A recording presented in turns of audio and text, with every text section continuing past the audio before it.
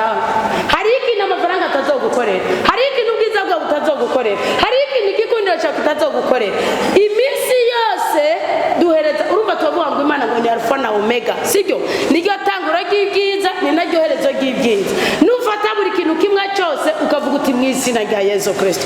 Ugatanga mu izina rya Yesu Kristo. Ugakunda mu izina rya Yesu Kristo. Ugakora mu izina rya Yesu Kristo. Ukabyara mu izina rya Yesu Kristo. Ukarera mu izina rya Yesu. Ukivuza mu izina rya Yesu Kristo. Ndakurayo uzokamuhuza n'ubutabazi. Imana izokurinda guhuzagirika gushika cyagiye yakuremeye kugira ane kubaho. Mugabo nutabikora mu izina rya Yesu Kristo uzanabyara ugaragare nk'umubyeyi yabyaye mugabo utunga intuntu gusumba utunge intuntu gusumba ingoma. Uzokubaka urugugira igikundiro utunga umubabaro gusumba utigeze yubaka.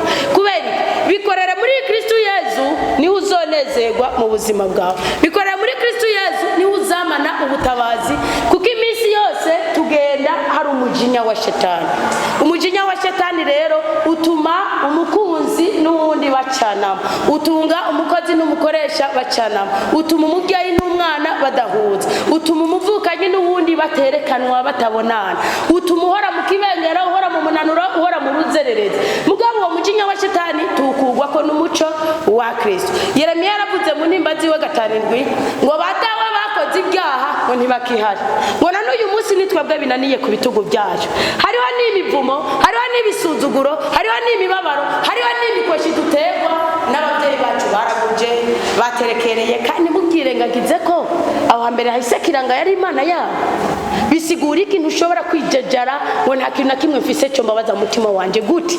Gusa icyo nkundira Imana yakuremanye umumarayika murinzi. Niyo uri mu ntege nkeyi arahari. Mutima w'Imana ubutwara murose. Niyo mpamvu kugira ngo ugaragare nk'umwana w'umuco uhagarara muri Yohani 15. Kristo yaraje muri 14 ngo muri nihira nk'umugore ari kumwe. Ngo ariko ngiye gusaba data ngo barungikire umutabazi. Acaravuga uwo mutabazi ni wazobibutsa ibyo nababwiye ko umvise ijambo ry'Imana. Iri jambo Imana uzogera mu makuba mutima w'Imana ari kwibutsa ucuvuga ati yamara witeka waravuze kuri umuco w'ubuzima bwanjye nkura kwiyipinga. Paulo na Timoteyo Paulo na Silas ngo bari mu ibahero ngo bibutse icyo Imana yavuze barasenga ngo mapingu yarabariko aracikagurika imiryango iriyugurura. Abakristo bo muri Isirayeli babonye Herode akereye Yakobo baravuga ati noneho abatumwa barabatumaze ko natwe turashikiriye. Yiyongera Petero ngo ukabona abakristo abanyisirayeli baryoye uko Yakobo bamuciye umutwe. Yiyongera Petero ari yakirara kuri munzu mu ibahero ngo ari gusa. Mugabo nabo ngo bacaje ahantu bariherera bariyugarana ngo barasenga inzu ziranyiganyiga ngo maze umumarayika caragenda yigura Petero. Herode aratangara.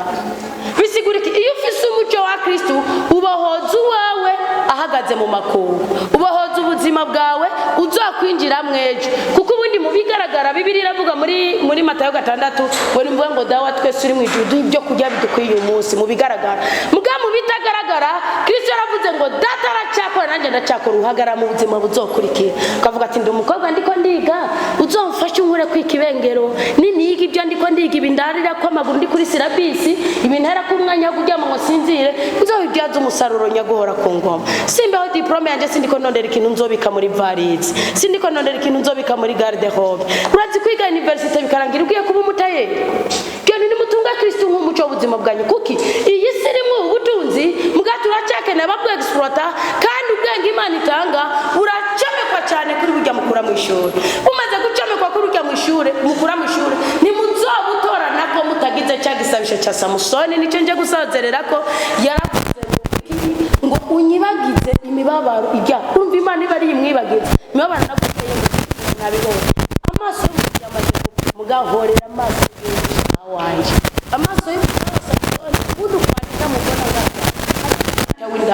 windana uwanita windana agaragara uwanita windana atagaragara ni wadapfa uwanita dapfa ni wazoka kwimingoma y'ubwami uwanita dapfa ni wazoka amasabira umugisha umuryango w'igihugu Ecclesia sibyo nukuvuga rero ubwo udapfa zamura wewe upfa urake kujya mwirarira ry'umu uri umukobwa kwiyemeza Imana urandindira isezerano ry'abahungu urandindira umushizi w'abahungu urandindika uramika ikundira igihe kigeze uramakwemega igihe kigeze uramakuma umugabo w'intwari urakampa kubyara ngahera aricyo zose urama kugirana nukuvuga ibyo nashaka kubikora udafise iyo udafise Kristo uramukireka ndikere makiyaje neza nambara agasikini neza bambaye nyine batabonye n'udutegekanye n'ibyogo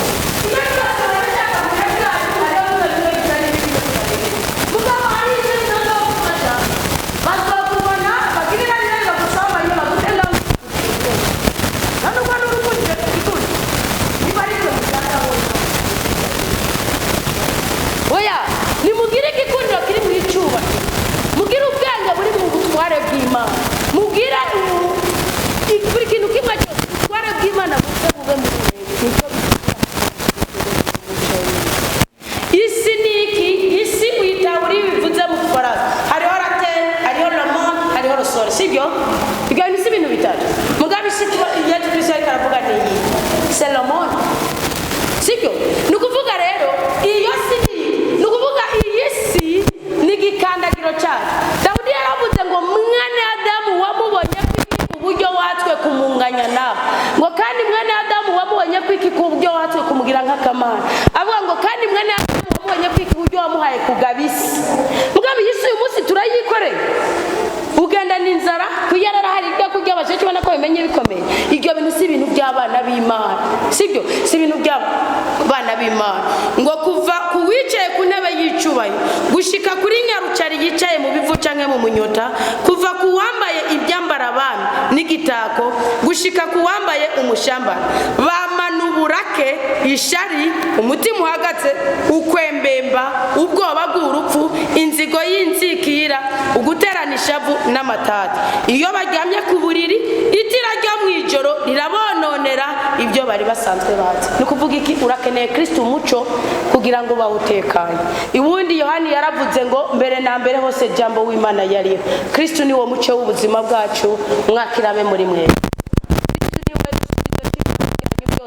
mwakirabe muri mwe Kristo ni wazogukiza kansere muganga yakubwiye ngo burya amezi 6 aheze tanga uruzuraragaba tugwa miti yo gupfupfara kaza ati mwana wa jewe kujya umuntu yakoze imodokari yarasigaranye vora yakisiganye pièce de rechange nimba umuntu yakoze imodoka mugendera nimba umuntu yakoze imodokari mugendera yaravuze ati kicyuma gishobora gupfa reka ndemere kancuri kindi ku ruhande bazoza kugura amafaranga bakagisubiriza ni wowe utakwisobanukirwa ngo wakire Kristo nk'umuco w'ubuzima bwawe hama wa musa gwaza kuzaniye pièce de rechange y'umugongo gwaye hama wa musi wangirisa aza kuzaniye pièce de rechange y'igikundiro hama wa musi wakenye byansi aza kuzaniye ntibikunda Imana yacu si umuswa Imana yacu ni nyabushobozi Imana yacu ni nyembaraga iravuga ngo Dawudi yavuze muri Zaburi ya 24 umurongo wa yavuze ngo ibiri kwisi kwasi nzaho kweza by'umukama katurabisonzanye turabana b'umukama ngo turabana b'umutegetsi ategeka abategetsi papa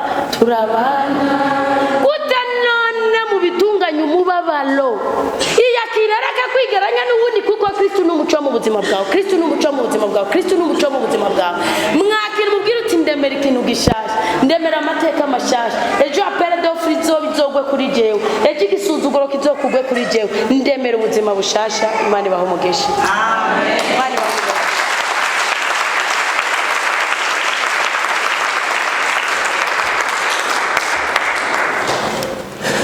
narengeje ko iminota 4 mu nduru y'ikigo mumbabarire nuko rero nongeye kubashimira Imana yonyine n'amahoro ikomereza hanye ijambo ryayo niyigiye kurivomerera niyigiye kuryamisha ibyamwa niyigiye kuri girane kurikoresha icishaka kurikoresha muri mwebwe mwaryumvise genda nimugigungane muribwira abandi muri babwire muti Kristo ni umuco w'ubuzima bwacu aratwibwira ngo tumwegere aratwibwira ngo tumusange tumuhereze ibyacu byose atugurize ubundi ri jambo murishire muri Matayo 11:28 mwingo mwebwe mwese murushe kandi muremerewe ndabaruhurira mukama Yesu abaruhurire abatwenze abanezereze abavunjire muri byose naho se muhabwe umugisha amen